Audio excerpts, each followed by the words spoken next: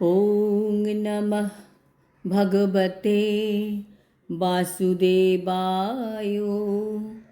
শ্রীমদ্ ভগবদ গীতা অষ্টাদশ অধ্যায় মোক্ষযোগ। হরে কৃষ্ণ। আজ আমরা মোক্ষযোগের 19 নম্বর শ্লোকটি শুনব।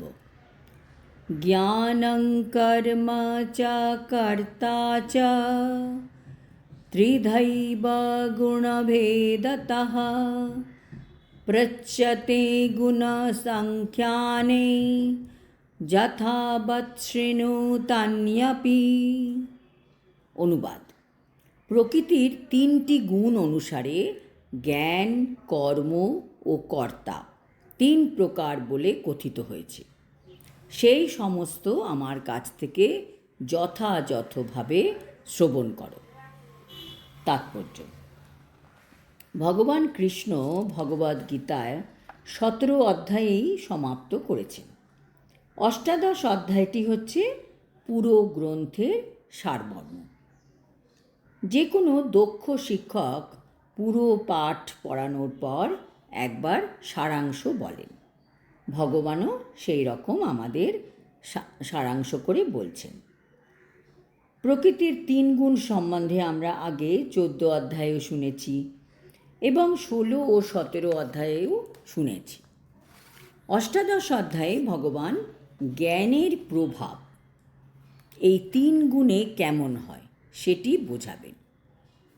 তারপর কর্ম 3 গুণে কেমন হয় বলবেন।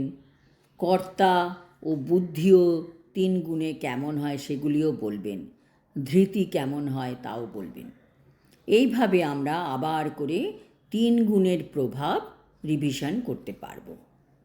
সত্ত্বগুণ, রজগুণ এবং তমগুণের প্রভাব কী প্রকার বিভিন্ন বিষয়ের উপর, সেই সম্বন্ধে আমরা জানতে পারব। চতুর্দশ অধ্যায়ে জড় প্রকৃতির গুণের 3টি বিভাগ সবিস্তারে বর্ণিত হয়েছে। সেই অধ্যায়ে বলা হয়েছে যে সত্ত্বগুণ হচ্ছে জ্ঞানোদ্ভাসিত, আর রজগুণ বৈষয়িক, আর তমগুণ হচ্ছে আলস্য ও কর্মবিমুখতার সহায়ক।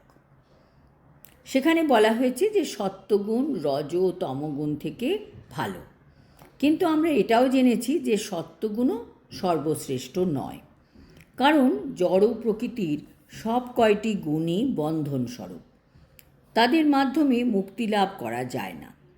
এমনকি সত্ত্বগুণের মধ্যেও মানুষ আবদ্ধ হয়ে পড়ে, কারণ সত্ত্বগুণে মানুষ অতিরিক্ত জ্ঞান ও সুখের কারণে এই জড় জগতে আবদ্ধ হয়ে থাকে।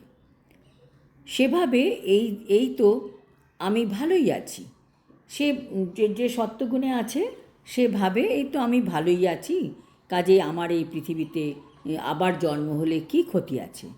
সে জন্ম মৃত্যুর বন্ধনে আবদ্ধ হয়ে থাকতে ভালোবাসে, কাজে সে ভক্তিপথে আসার প্রয়োজনীয়তাও বোধ করে না। আর রজগুণের মানুষ তার জড় জাগতিক কাজের মধ্যে নিজেকে এত ব্যস্ত রাখে যে তার ভক্তি করার সময়ই নেই। আর তমগুণের মানুষ আলস্যর মধ্যে জীবন অতিবাহিত করা পছন্দ করে। কাজে এই 3 গুণকে সোনার শিকল, রূপোর শিকল আর লোহার শিকলের সঙ্গে তুলনা করা যায়। যে পদার্থই হোক না কেন তা তো শিকলই বা বন্ধন। এই 3টে বন্ধন থেকে আমাদের আরও উপরে উঠতে হবে। কাজে আমাদের 3 গুণের থেকে অনেক অনেক ঊর্ধ্বে উঠতে হবে, কারণ জড় প্রকৃতির সব কয়টি গুণই বন্ধন স্বরূপ। তাদের মাধ্যমে মুক্তি লাভ করা যায় না। কাজে আমরা বুঝতে পারলাম যে জড় প্রকৃতির এই সব কয়টি গুণই বন্ধন স্বরূপ, তাদের মাধ্যমে মুক্তি লাভ করা যায় না। এমনকি সত্ত্বগুণের মধ্যেও মানুষ আবদ্ধ হয়ে পড়ে। সপ্তদশ অধ্যায়ে ভিন্ন ভিন্ন গুণে অধিষ্ঠিত ভিন্ন ভিন্ন স্তরের মানুষের দ্বারা ভিন্ন ভিন্ন পূজা পদ্ধতির বর্ণনা করা হয়েছে।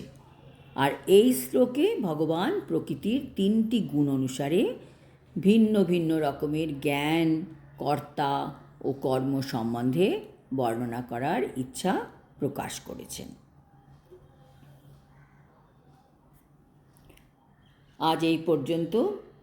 পরের শ্লোকে আমরা সাত্ত্বিক জ্ঞান সম্বন্ধে জানতে পারব।